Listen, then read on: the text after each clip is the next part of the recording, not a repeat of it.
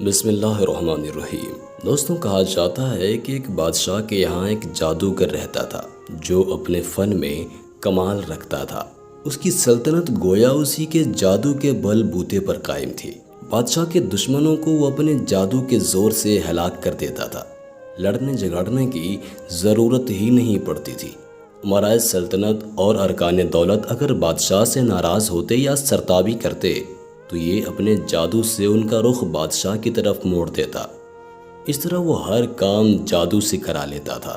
جب جادوگر بوڑھا ہو گیا اور اس کو اپنی زندگی سے نا امیدی ہوئی تو اس نے بادشاہ سے عرض کیا کہ میں بوڑھا ہو چکا ہوں، میری عمر اخیر ہونے کو ہے، اب کوئی ذہین اور سمجھدار لڑکا میرے سپرد کریں، میں اس کو اپنا علم سکھا دوں تاکہ میرے بعد وہ آپ کے امور سلطنت کو درست رکھیں۔ چنانچہ ایک عقلمند اور ہوشیار لڑکا اس کے حوالے کر دیا گیا۔ وہ لڑکا اس جادوگر کے پاس صبح و شام حاضر ہونے لگا اور جادو کا فن سیکھنے لگا۔ راستے میں ایک راہب اپنے عبادت خانے میں رہتا تھا۔ اس دن اس لڑکے نے دیکھا کہ بہت سے لوگ عبادت خانے سے نکل رہے ہیں۔ اس لڑکے نے معلوم کیا کہ یہاں کون رہتا ہے۔ لوگوں نے بتایا کہ یہاں ایک راہب رہتا ہے۔ یہ سن کر وہ لڑکا بھی اس راہب کے پاس پہنچا اور اس کی باتیں سنی۔ راہب کی باتوں کا اس کے دل پر بہت گہرا اثر ہوا۔ راہب نے اس لڑکے کو دین حق اور توحید کی تعلیم دینی شروع کی تو لڑکا ایمان لے آیا۔ یہ لڑکا جادوگر کے پاس جاتے ہوئے راستے میں راہب کے پاس ٹھہر جاتا اور دیر ہو جانے کی وجہ سے جادوگر اس لڑکے پر غصہ ہوتا۔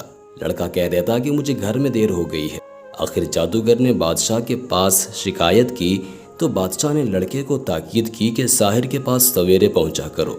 اس کے درباریوں نے کہا کہ لڑکا سویرے گھر سے آتا ہے، راستے میں دیر کرتا ہے، تو بادشاہ نے یہ خیال کیا کہ کھیل کود میں لگ جاتا ہوگا۔ اس لیے دونوں نے لڑکے کو خوب سمجھایا، لیکن لڑکا درویش کے پاس جاتا رہا۔ ایک دن یہ لڑکا راہب کے پاس سے بادشاہ کی طرف واپس ہو رہا تھا، کیا دیکھتا ہے کہ کسی مہلک جانور نے راستہ روک رکھا ہے۔ لوگ ادھر ادھر رکے کھڑے ہیں۔ لڑکے نے دل میں خیال کیا کہ آج امتحان لیتا ہوں کہ راہب حق پر ہے یا جادوگر۔ یہ خیال کر کے اس نے ایک پتھر اٹھایا اور یہ کہہ کر اٹھایا کہ اے خدا، اگر اس راہب کا مذہب حق ہے تو اس پتھر سے اس جانور کو ہلاک فرما۔ اور وہ پتھر اس کو مار دیا۔ وہ جانور اس سے فوراً ہلاک ہو گیا۔ لوگوں نے یہ واقعہ دیکھا تو کہنے لگے، اس کو جادوگری میں کمال حاصل ہو گیا ہے۔ لڑکے کی ہر جگہ تعریف ہونے لگی اور اس کی خوب شہرت ہو گئی۔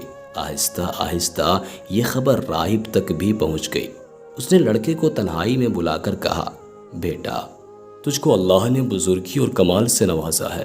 میں جانتا ہوں کہ تیرا مرتبہ بہت بلند ہوگا اور تو کسی آزمائش میں مبتلا ہوگا، لیکن یاد رکھنا، میں بوڑھا ہو چکا ہوں، کسی کو میرا پتہ نہ دینا۔ لڑکے نے وعدہ کیا کہ میں آپ کا پتہ کسی کو نہیں بتاؤں گا۔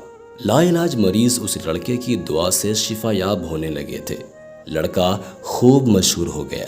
اس شہرت کو سن کر اس بادشاہ کا ایک اندھا ساتھی اس کے پاس آیا اور خوب تحفے اور نذرانے پیش کر کے عرض کیا کہ مجھ پر بھی توجہ فرمائیے اور میری آنکھیں بھی اچھی کر دیجیے۔ لڑکے نے کہا کہ مجھے کوئی نذرانہ، کوئی تحفہ نہیں چاہیے اور شفا میرے ہاتھ میں نہیں ہے، بلکہ شفا دینے والا تو اللہ تعالیٰ ہے۔ اگر آپ اللہ تعالیٰ پر ایمان لائیں گے اور شرک و بت پرستی سے توبہ کر لیں گے تو میں اللہ سے دعا کر دیتا ہوں کہ آپ کے آنکھوں کی روشنی واپس آ جائے۔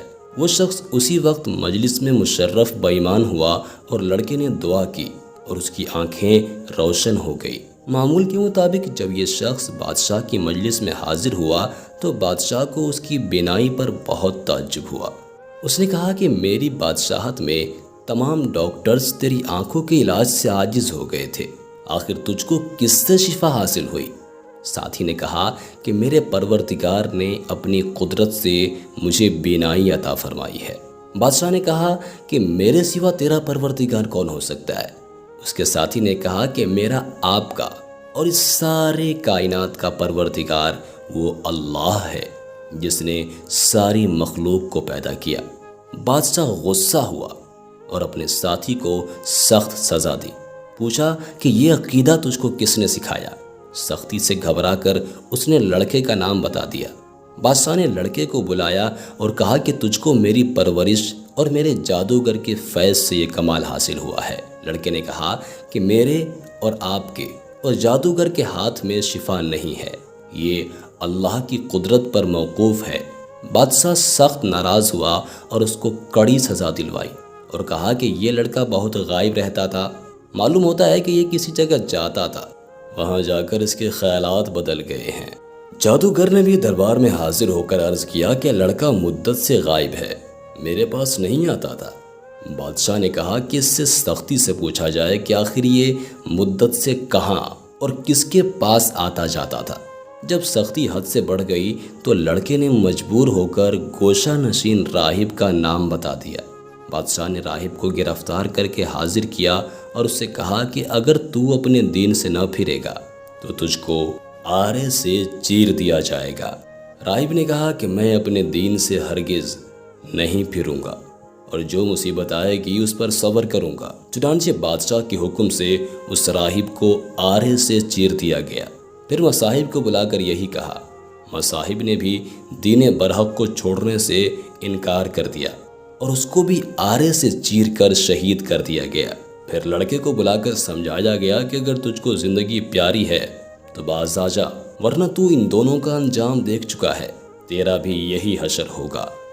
لڑکے نے بادشاہ کی بات ماننے سے صاف انکار کر دیا تو بادشاہ نے چند آدمیوں کو حکم دیا کہ لڑکے کو پہاڑ کی چوٹی پر لے جاؤ اور اس کو خوب سمجھاؤ اور دھمکاؤ، اگر مان گیا تو اس کو بڑا مقام دوں گا اور اپنا ساتھی بنا لوں گا، اور اگر یہ باز نہ آئے تو پہاڑ کی چوٹی سے اسے گرا کر مار دینا۔ جب اس کو پہاڑ پر لے گئے اور سمجھایا دھمکایا تو لڑکے نے اللہ سے اپنی حفاظت کی دعا کی۔ اسی وقت پہاڑ پر ایسا زلزلہ آیا کہ سب لوگ گر کر مر گئے اور لڑکا صحیح سلامت گھر واپس آ گیا۔ بادشاہ نے پوچھا کہ وہ لوگ کہاں گئے جو تجھ کو لے کر گئے تھے؟ لڑکے نے جواب دیا کہ میرے پروردگار نے ان کے شر سے میری حفاظت کی ہے اور ان کو ختم کر دیا۔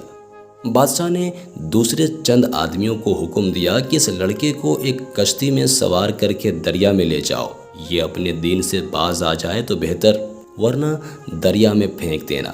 چنانچہ وہ اس کو دریا میں لے گئے اور سمجھایا۔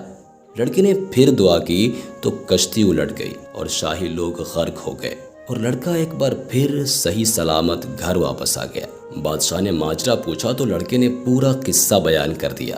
اس لڑکے نے کہا کہ اے بادشاہ، تو مجھے مار نہیں سکتا، ہاں تجھ کو میرا قتل ہی کرنا ہے تو اس کی تدبیر میں تجھ کو بتاتا ہوں، اگر تو وہ تدبیر اختیار کرے گا تو مجھ کو مار پائے گا۔ بادشاہ نے تدبیر پوچھی تو لڑکے نے کہا، اس شہر کے تمام لوگوں کو شہر سے باہر ایک میدان میں جمع کر لے اور مجھ کو سولی پر چڑھا کر ایک تیر اپنے ترکش سے نکال کر بسم اللہ ربی ھذا الغلام پڑھ کر تو مجھے مار دے، میں مر جاؤں گا۔ بادشاہ نے یہی کیا تو تیر اس لڑکے کی کنپٹی پر لگا۔ اس لڑکے نے اپنا ہاتھ کنپٹی پر رکھ لیا اور یہ کہتے ہوئے شہید ہو گیا کہ میں اپنے پروردگار کے نام پر شہید ہو کر کامیاب ہو گیا۔ یہ دیکھ کر وہاں کے تمام لوگوں نے کہا، آمنا برب ھذا الغلام، آمنا برب ھذا الغلام، یعنی کہ ہم اس لڑکے کے خدا پر ایمان لائے۔ یہ سن کر بادشاہ کے درباریوں نے کہا کہ آپ نے ان تینوں کو ہلاک کر دیا ہے جو آپ کے مذہب کے خلاف تھے، مگر اب تو سب لوگ ہی آپ کے خلاف ہو گئے ہیں۔ یہ بات سن کر بادشاہ نہایت غصے میں آ گیا اور اس نے خندق کھدوا کر اس میں آگ دہکانے کا حکم دے دیا۔ چنانچہ خندقوں میں آگ بھڑکائی گئی۔ اس کے کنارے پر بادشاہ اور اس کے ساتھی کرسیاں بچھا کر بیٹھ گئے اور سب کو حاضر ہونے کا حکم دیا۔ سپاہیوں سے کہا کہ سب سے معلوم کرو کہ وہ کس کے دین پر ہے، جو بھی یہ کہے کہ وہ اس لڑکے کے دین پر ہے اس کو کہو کہ اس دین سے پھر جائے، اگر نہ پھرے تو اس کو اس دہکتی ہوئی آگ میں ڈال دو۔ چنانچہ شاہی فرمان کے مطابق ایمان والوں کو آگ میں ڈالنا شروع کیا گیا، یہاں تک کہ ایک ایسی عورت کو بھی لایا گیا جس کی گود میں بچہ تھا۔ عورت کو جب آگ میں ڈالنے لگے تو وہ ہچکچائی۔ بادشاہ نے کہا، عورت کو رہنے دو، پہلے اس کے بچے کو آگ میں ڈال دو، شاید اس طرح وہ اپنے ایمان سے واپس آ جائے۔ چنانچہ اس کے بچے کو آگ میں پھینک دیا گیا۔ بچے نے زور سے کہا، اماں جی آپ صبر کریں اور بلا گھبراہٹ بسم اللہ پڑھ کر آگ میں کود جائیے، یہ آگ گل و گلزار بن جائے گی۔ عورت یہ سن کر بغیر کسی گھبراہٹ کے آگ میں کود گئی، اور وہ آگ ایسی بھڑکی کہ اس نے بادشاہ اور اس کے تمام ساتھیوں کو، جو کہ کرسیوں پر بیٹھ کے مظلوموں کے جلنے کا تماشا دیکھ رہے تھے، سب کے سب کو جلا کر راکھ کر دیا۔ حضرت ربیع بن انس رضی اللہ تعالیٰ عنہ فرماتے ہیں، اللہ تعالیٰ نے ان مسلمانوں کے آگ میں گرنے سے پہلے ہی ان کی روح قبض کر لی تھی۔ اس طرح ان کو اس آگ کی تکلیف سے اللہ نے محفوظ رکھا۔ محمد بن اسحاق رحمۃ اللہ علیہ نے اس واقعہ کو بہت تفصیل سے ذکر کیا ہے، اور یہ بھی لکھا ہے کہ اس لڑکے کا نام عبداللہ بن تامر ہے۔